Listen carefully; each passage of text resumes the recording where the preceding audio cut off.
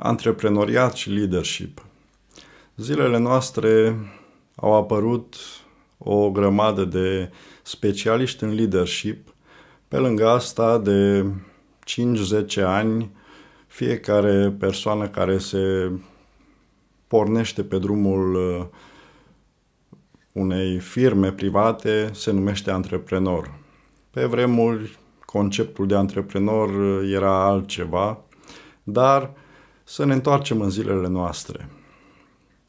Pentru asta mi-am luat și o cămașă cabrată, cum se poartă zilele noastre, și aș vrea să încep cu ideea asta. Deci, fake it till you make it. Asta spun cărțile bestseller care vorbesc despre conceptul de antreprenoriat, adică pornești o firmă privată, chiar dacă ești doar tu angajat sau nici măcar, se numește antreprenor.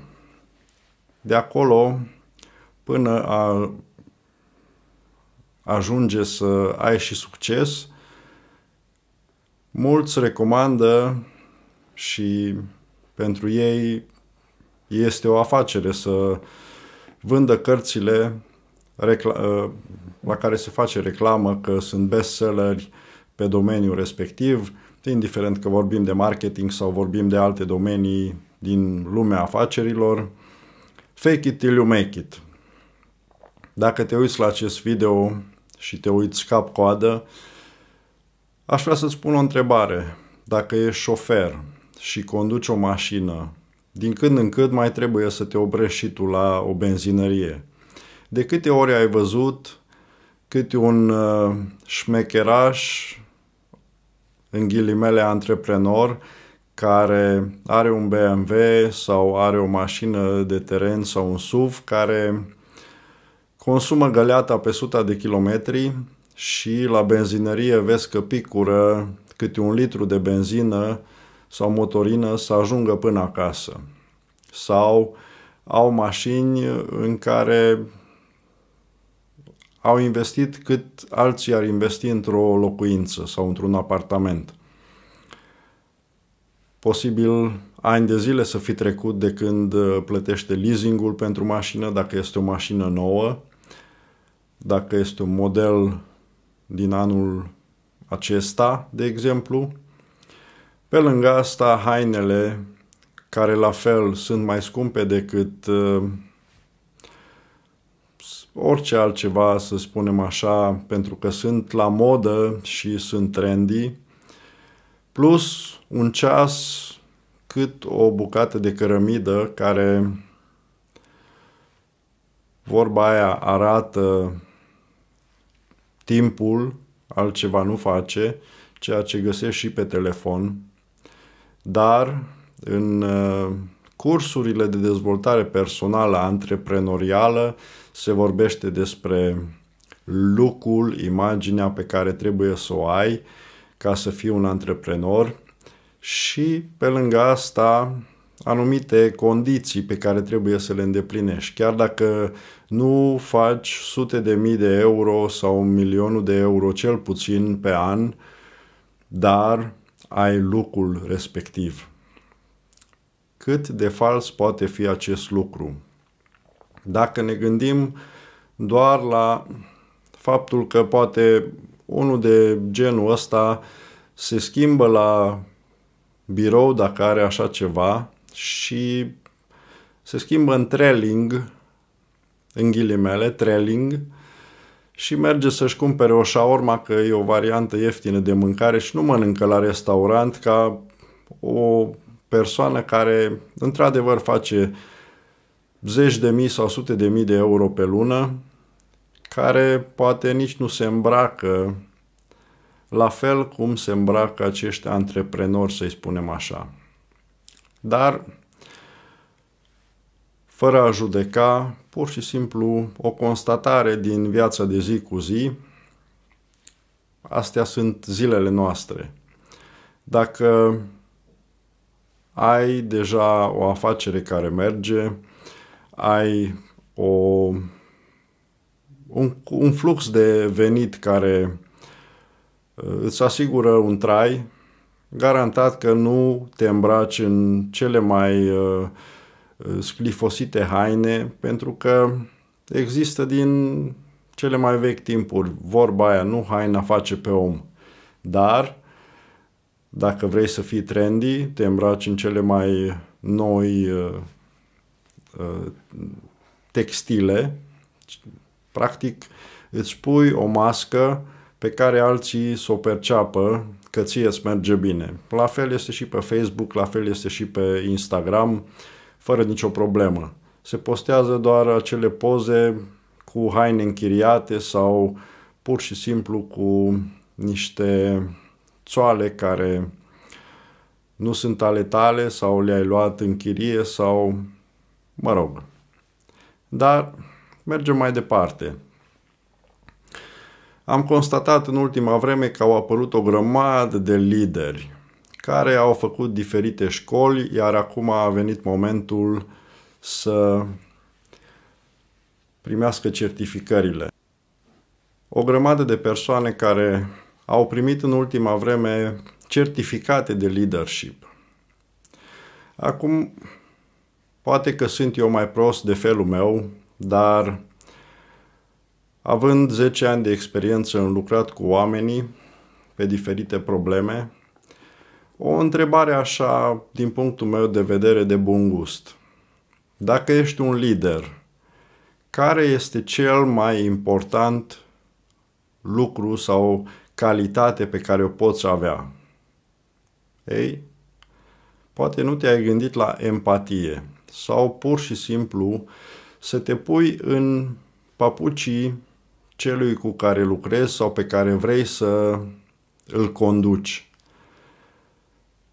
Dacă mergem pe ideea asta, un bun lider poate vedea, în ghilimele, sau poate simți starea și problemele pe care le are un angajat sau un colaborator sau o persoană cu care urmează să colaboreze.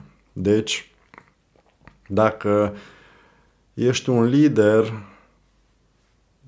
o paranteză, am avut câteva discuții cu mai multe persoane pe tema asta, recent pe Facebook, și ideea a fost că parcă ar fi fost sau este o școală sau alta ca o formă de sistem multilevel marketing sau o schemă piramidală, adică dacă convertești pe alții să participe la acel curs sau la acea școală, primești ceva comision sau câștigi sau îți recuperezi investiția în școala de lideri.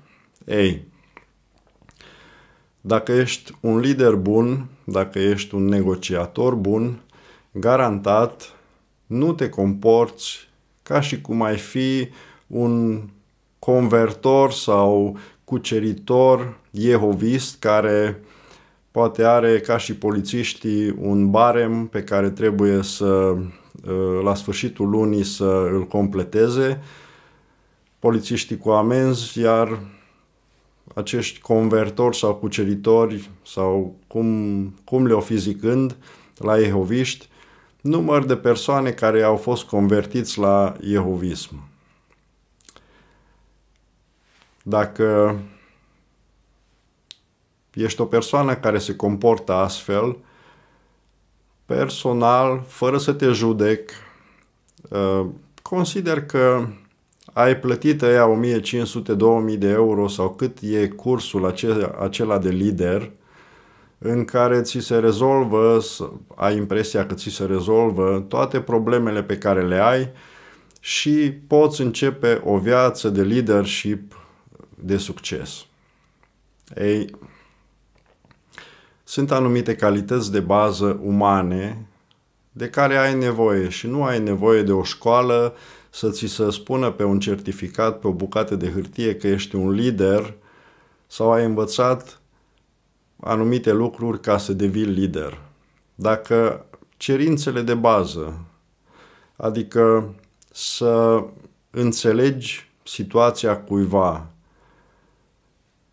și să impui propria ta viziune asupra altora, nu înseamnă leadership. Dacă alții cer sau se străduiesc să se asocieze cu tine, este altceva. Trebuie să fii un exemplu, dacă vrei să fii lider, trebuie să fii un exemplu pentru alții, iar a impune sau a te strădui să convingi, cum sunt jehoviștii, că religia lor este cea mai bună și Dumnezeul lor este cel mai adevărat dintre cei adevărați, personal consider că ai dat banii degeaba și mai ai de învățat. Dacă ești un lider, ai trecut prin școală, ar trebui să te cunoști în primul rând pe tine, să îți cunoști toate calitățile negative, eventual să faci ceva să le schimbi, să le îmbunătățești, calitățile tale pozitive, limitările pe care le ai, fricile pe care le ai și îți pot spune, în 10 ani am întâlnit tot felul de lideri, inclusiv milionari și politicieni, directori din toate domeniile și garantat că o școală în care înveți ca papagalul anumite lucruri și ți le repeți, nu îți rezolvă problemele, nici timpul de altfel. O altă idee legată de leadership și pe care doar experiența de viață ți-o poate da, este să recunoști calitățile persoanelor pe care vrei să îi conduci sau vrei să îi convertești, să-i spunem așa. Deci, dacă nu poți citi un om, din nou ai făcut școala respectivă degeaba. Ca antreprenor, dacă faci greșeli de genul acesta, garantat că vei avea pierderi. Garantat firma sau, afacerea pe care o pornești sau ai pornit-o nu va avea succes. Pentru că dacă nu te cunoști tu pe tine, dacă mergem pe legea oglindirii, legea universală, să-i spunem așa, ai fi capabil sau capabilă să recunoști calitățile în alte persoane. Nu pentru altceva, dar dacă cineva este bun în marketing, degeaba ai vrea să convingi acea persoană să facă altceva. Dacă e bun, e expert în marketing, degeaba ai pune să facă acea persoană producție, de exemplu. Părerea mea. Deci, dacă nu ești capabil să recunoști calitățile altor persoane, părerea mea că ai dat 1500-2000 de euro și ai pierdut timpul luni de zile degeaba. Pentru că un lider bun își clădește poziția pe calitățile și îndemânerile altora. Asta te face un lider bun, îți iei persoane, îți cauți persoane sau descoperi persoane care sunt experți în domeniul lor și îi cooptezi, îi formezi pentru a dezvolta afacerea ta. Și ca să închei înregistrarea asta, pentru a te dezvolta personal și de a avea o diplomă de lider, nu ai nevoie de o cheltuială atât de mare și timp atât de mult. Poți în câteva săptămâni sau în câteva luni să ajungi la un nivel de dezvoltare personală cu alte metode mult mai ieftine prin care îți poți îmbunătăți afacerea, cunoașterea oamenilor sau, să-i spunem așa, cum fac mentaliștii, citirea oamenilor și astfel să devii un lider mai bun. Primul lucru, îți recomand să cauți în interiorul tău și să te descoperi și să ai acea coloană vertebrală, plus învață să citești oamenii și să îi descoperi sau să vezi calitățile în alții. De ce poate hipnoza sau cu ce poate ajuta hipnoza în diferite afaceri, mai ales unde sunt o grămadă de angajați? Dacă se lucrează individual cu câte o persoană, se pot rezolva problemele, blocajele acelei persoane pentru a deveni un angajat mult mai eficient, iar pe grup se pot face diverse exerciții mentale sau team building pentru a îmbunătăți inspirația și motivația persoanelor pentru a duce firma pe un alt nivel superior. Ne vedem în episodul următor.